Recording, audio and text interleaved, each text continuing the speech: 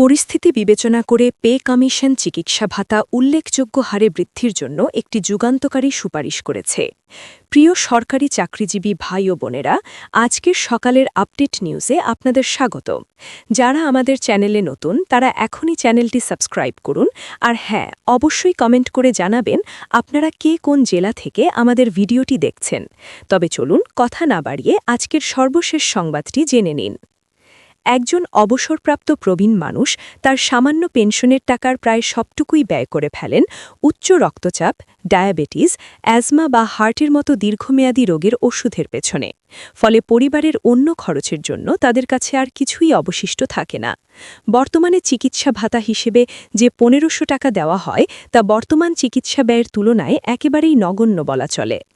একবার একজন বিশেষজ্ঞ ডাক্তার দেখাতে গেলেই ফি দিতে হয় ১,০০০ থেকে ১৫০০ টাকা।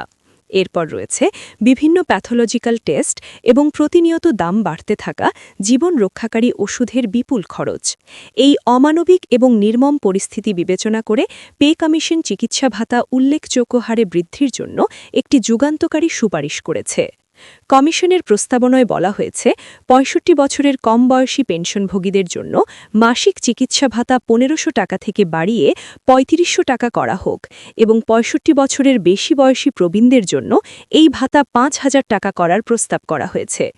বয়স বাড়ার সাথে সাথে মানুষের চিকিৎসা ব্যয় যে বহুগুণ বেড়ে যায় সেই বাস্তবতাকে স্বীকার করেই এই স্তরভিত্তিক চিকিৎসা ভাতার প্রস্তাব করা হয়েছে।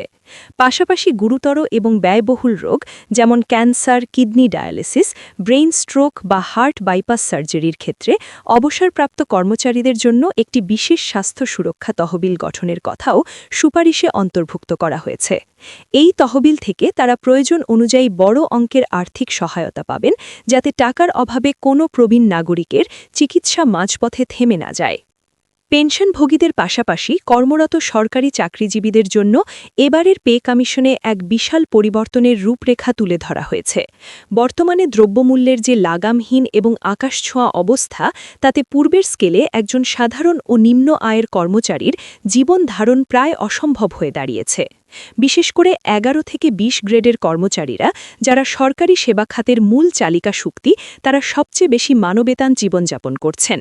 একজন কনস্টেবল, একজন অফিস সহায়ক, একজন নার্স বা একজন চালক সারাদিন অক্লান্ত পরিশ্রম করার পর মাস শেষে যে বেতন পান, তা দিয়ে সংসার চালানো তাদের জন্য একটি নিত্যদিনের যুদ্ধে পরিণত হয়েছে। তাই কমিশন সর্বনিম্ন মূল বেতন ৮,২৫০ টাকা থেকে বাড়িয়ে ১ লাফে সম্মানজনক একটি অঙ্কে নিয়ে যাওয়ার প্রস্তাব করেছে। আলোচনায় সর্বনিম্ন মূল বেতন ২০,০০০ টাকার কাছাকাছি নির্ধারণের বিষয়ে জোর দেওয়া হয়েছে। এটি শুধু একটি গাণিতিক বৃদ্ধি নয়, বরং এটি একজন কর্মচারীর ন্যূনতম সম্মানজনক জীবনযাপনের গ্যারান্টি এবং তার শ্রমের প্রতি রাষ্ট্রের স্বীকৃতি। বাড়ি ভাড়া নিয়ে চাকরিজীবীদের মধ্যে দীর্ঘদিন ধরে যে গভীর অসন্তোষ বিরাজ করছিল, তারও একটি যৌক্তিক এবং বাস্তবমুখী সমাধানের চেষ্টা করা হয়েছে এবারের সুপারিশমালায়। ঢাকা, চট্টগ্রাম বা রাজশাহীর মতো বড় শহরগুলোতে বাড়ি ভাড়া যে জ্যামিতিক হারে বেড়েছে, তার সাথে পুরনো বেতনের কোনো সামঞ্জস্য নেই। একজন কর্মচারীর বেতনের অর্ধেকেরও বেশি চলে যায় শুধু একটি মানসম্মত মাথা গোজার ঠাঁই নিশ্চিত করতে। তাই শহর এবং গ্রাম ভেবে বাড়ি ভাড়া ভাতার শতকরা হার সম্পূর্ণ নতুনভাবে পুনর্নির্ধারণ করা হয়েছে। ঢাকা শহরের জন্য এই হার বেতনের একটি বড় অংশ জুড়ে থাকবে বলে জানা গেছে, যা চাকরিজীবীদের একটি বিশাল স্বস্তি এনে দেবে। এর পাশাপাশি শিক্ষা ভাতা এবং যাতায়াত ভাতার ক্ষেত্রেও বর্তমান বাজার দরের সাথে সামঞ্জস্য রেখে একটি সম্মানজনক বৃদ্ধির সুপারিশ করা হয়েছে। বর্তমানে সন্তানদের পড়ালেখার খরচ অনেক বেড়ে গেছে। খাতা, কলম, বই থেকে শুরু করে স্কুলের বেতন সবকিছুরই দাম ঊর্ধ্বমুখী। তাই শিক্ষা ভাতা এমন পর্যায়ে নেওয়ার প্রস্তাব করা হয়েছে যাতে করে একজন চাকরিজীবী নিশ্চিন্তে তার সন্তানদের সুশিক্ষা নিশ্চিত করতে পারেন। অন্যদিকে যাতায়াত ভাতা বৃদ্ধির ফলে প্রতিদিন অফিসে যাতায়াতের যে বিশাল খরচ, তারও একটি বড় অংশের সমাধান হবে।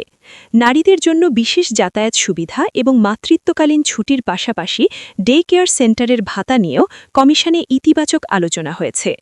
অনেকেই হয়তো প্রশ্ন তুলতে পারেন, এই বিপুল পরিমাণ অর্থের যোগান সরকার কোথা থেকে দেবে এবং এর ফলে অর্থনীতিতে কোনো বিরূপ প্রভাব পড়বে কিনা। অর্থনীতিবিদ, বাজার বিশ্লেষক এবং পে কমিশনের সদস্যরা এই বিষয়টি অত্যন্ত গভীরভাবে পর্যালোচনা করেছেন।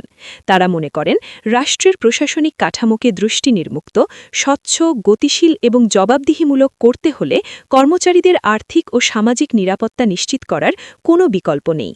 পেটে ক্ষুধা রেখে বা পরিবারের ভবিষ্যৎ নিয়ে দুশ্চিন্তায় ভুগে কোনো কর্মচারীর পক্ষেই শতভাগ সততা এবং নিষ্ঠার সাথে রাষ্ট্রের সেবা করা সম্ভব নয়। এর জন্য বাজেটে বরাদ্দ বৃদ্ধি করতে হবে এবং প্রয়োজনে রাজস্ব আদায়ের নতুন ও আধুনিক উৎস খুঁজে বের করতে হবে। তবে অর্থনীতিতে যাতে হঠাৎ করে টাকার প্রবাহ বেড়ে গিয়ে মূল্যস্ফীতির বড় কোনো চাপ তৈরি না হয়, বাজার যাতে অস্থিতিশীল না হয়ে যায়, সেজন্য এই নতুন পে স্কেল বাস্তবায়নের ক্ষেত্রে একটি সুচিন্তিত কৌশল গ্রহণ করা হয়েছে। জানা গেছে, পুরো বেতন একবারে না দিয়ে এটি পর্যায়ক্রমিক বা ধাপে ধাপে বাস্তবায়নের একটি রূপরেখা অর্থ মন্ত্রণালয়ে জমা দেওয়া হবে।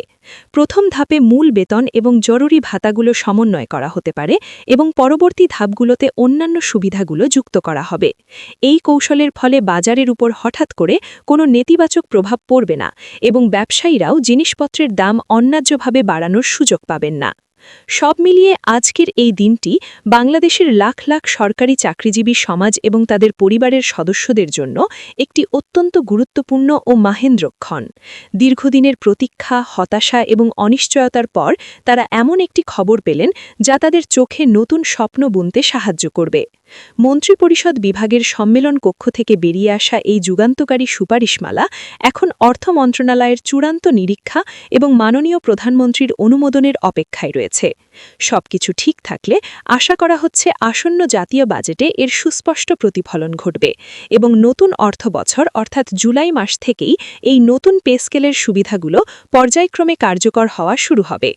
যদি এই সুপারিশগুলো অক্ষরে অক্ষরে এবং স্বচ্ছতার সাথে বাস্তবায়িত হয়, তাহলে এটি শুধু সরকারি কর্মচারীদের আর্থিক ভাগ্যই বদলাবে না, বরং এটি সমগ্র দেশের প্রশাসনিক কাঠামোতে এক নতুন কর্মচাঞ্চল্য, সততা এবং জনবান্ধব পরিবেশ তৈরি করবে। কর্মচারীরা যখন জানবেন যে রাষ্ট্র তাদের এবং তাদের পরিবারের সম্পূর্ণ দায়িত্ব নিয়েছে, তখন তারাও নিজেদের সর্বোচ্চ মেধা ও শ্রম দিয়ে দেশের উন্নয়নে আত্মনিয়োগ করবেন। দীর্ঘদিন ধরে চলতে থাকা বঞ্চনা আর হতাশার ঘন মেঘ কাটিয়ে সরকারি কর্মচারীদের জীবনে আজ সত্যি এক নতুন এবং উজ্জ্বল আশার সূর্য উদিত হতে যাচ্ছে। এখন পুরো দেশের মানুষের দৃষ্টি নিবদ্ধ থাকবে সরকারের পরবর্তী ঘোষণার দিকে।